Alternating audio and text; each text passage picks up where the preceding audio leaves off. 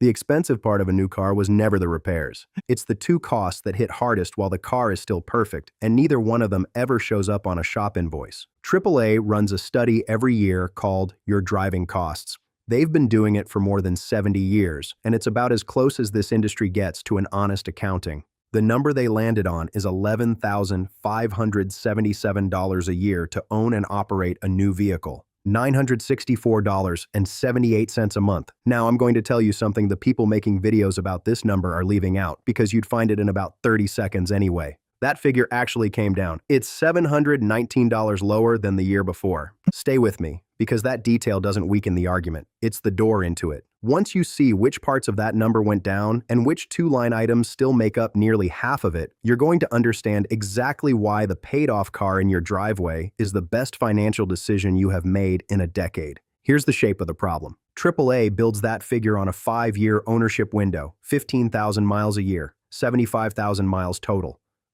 Ordinary driving, nothing hard on the car, and they break it into categories: fuel, insurance, license and registration, maintenance and repairs and tires, finance charges, and depreciation.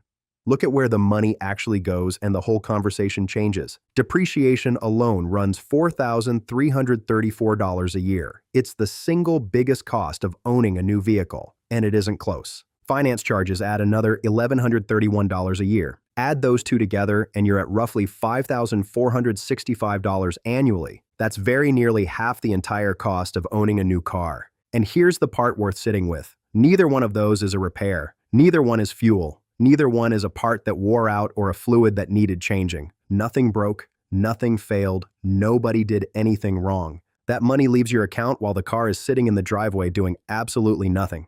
Now think about the 4-year trend, because this is where you see the direction of travel. In 2021, that same study came in at $9,666 a year. By 2022, it was $10,728. In 2024, it hit $12,297. Today, it sits at $11,577, 1 year down inside a run that's up roughly 20% in 4 years. So why did it dip? AAA is straightforward about it.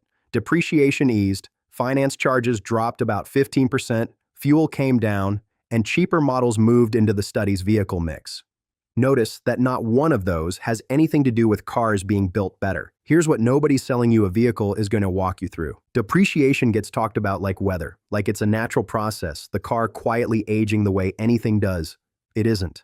Depreciation is a price, and it's set by other people. It's set by what the manufacturer charges for next year's model, which decides what yours is worth in comparison. It's set by the redesign cycle. The moment a new generation lands, every version before it becomes the old one overnight, whether or not a single thing changed mechanically. It's set by how many were built and how fast the dealer network needs to move them. You have no vote in any of that. You just absorb it. And the timing is what makes it brutal. A new vehicle sheds value fastest in its earliest years, the exact stretch when it needs nothing but oil and tires. The car is at its absolute best, and that's when the meter runs hardest. By the time that same car reaches the age where it might actually cost you something in parts, the depreciation is largely spent. There's not much value left to lose, which means the ownership costs everyone worries about and the ownership costs that actually take the money are almost exactly backwards from each other. The person driving a 14-year-old Camry with 200,000 miles is worried about a water pump.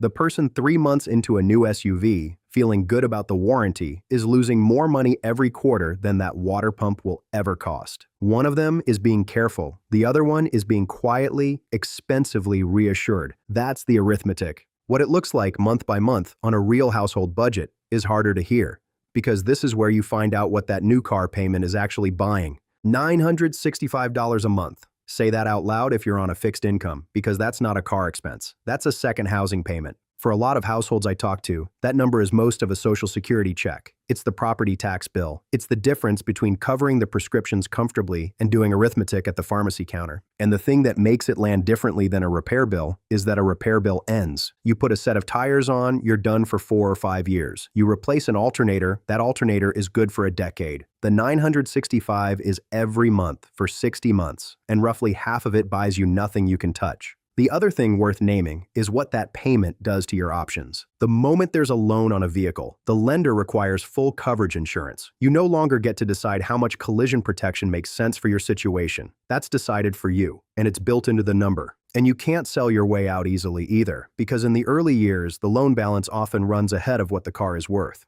The depreciation we talked about is what creates that gap.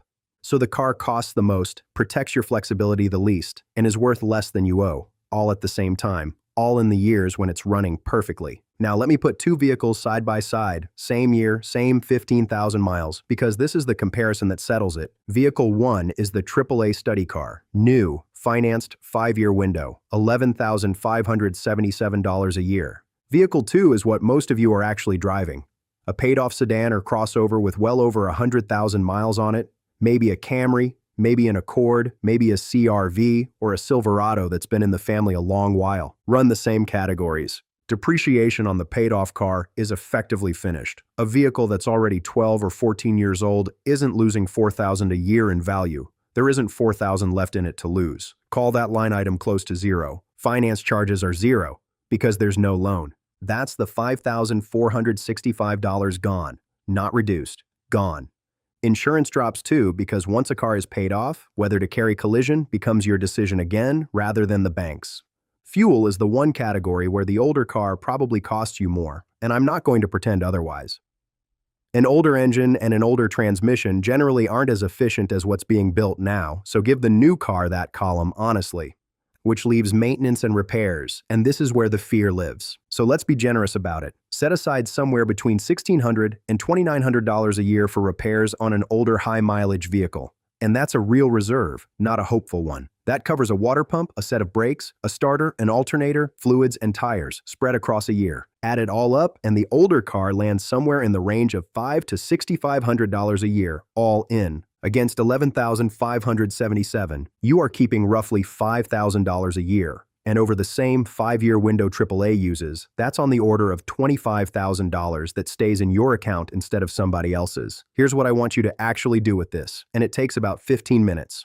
Go find your receipts from last year, the oil changes, the tires, the battery, whatever went wrong. Add them up honestly, including the repair that annoyed you most. I'd bet a good number of you land under $3,000 for the entire year on a car you own outright. Then tell me in the comments what that total was and what year your vehicle is. I want this audience to see those numbers next to each other because I don't think most people have ever run this math on their own car. If a channel that shows you the actual figures instead of the payment the dealership wants you looking at is worth your time, go ahead and subscribe. That's the whole reason this exists, because there's a difference between knowing you're ahead and staying ahead, and there are 4 specific things that decide whether the car you own outright stays the cheap option or quietly becomes the expensive one.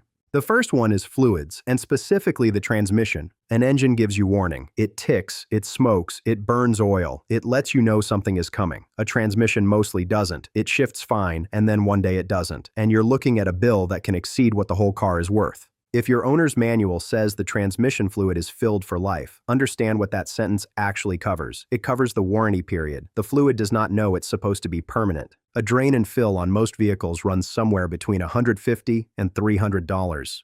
Do it every 30 to 60,000 miles depending on how you drive. And if the car tows or sits in traffic, stay at the shorter end. That is the single highest return maintenance decision available to anyone driving a high mileage vehicle. And it's the one most people skip because a manual told them not to bother. The second one is leaks, and the rule is that you fix them while they're small. A weeping valve cover gasket or a seeping hose is a $250 to $700 job. Left alone, that same leak runs the engine low on oil or lets the cooling system come up short on a hot afternoon, and now you're into a head gasket or worse. Nothing on an older car goes from fine to catastrophic in one step. It goes from small and cheap to large and expensive over months in plain sight. So here's the thing to actually do. Tomorrow morning, before you move the car, go look at the ground where it sat overnight. Not a glance. Actually, look at the pavement. Clean concrete means you're in good shape. A spot the size of a quarter that wasn't there last year means you have a cheap repair available to you right now that will not stay cheap. The third one has nothing to do with the car at all, and it's the one that decides most of these stories. Set money aside every month for repairs in an account separate from everything else, $150 to $200. Here's why this matters more than any wrench turning. Almost nobody trades in a good car because the repairs cost too much over time.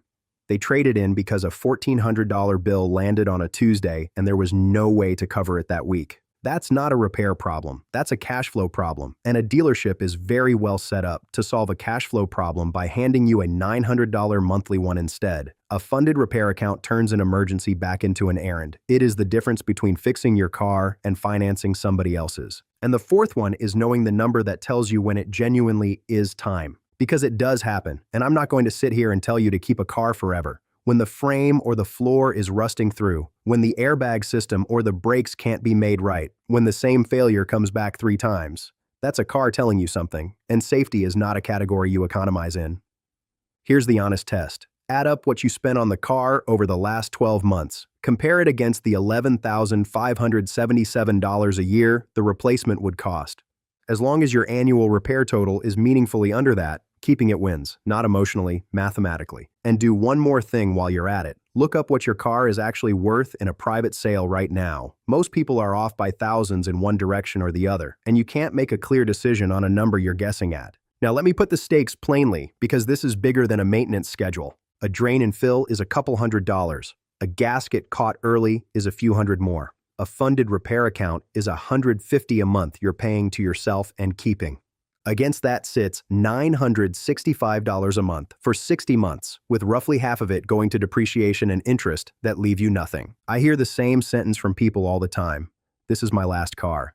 That sentence deserves to be a decision you make, on a timeline you chose for reasons that are actually about the vehicle, not something that happens to you on a Tuesday afternoon because a transmission let go and the only person in the room with a solution was standing on a showroom floor.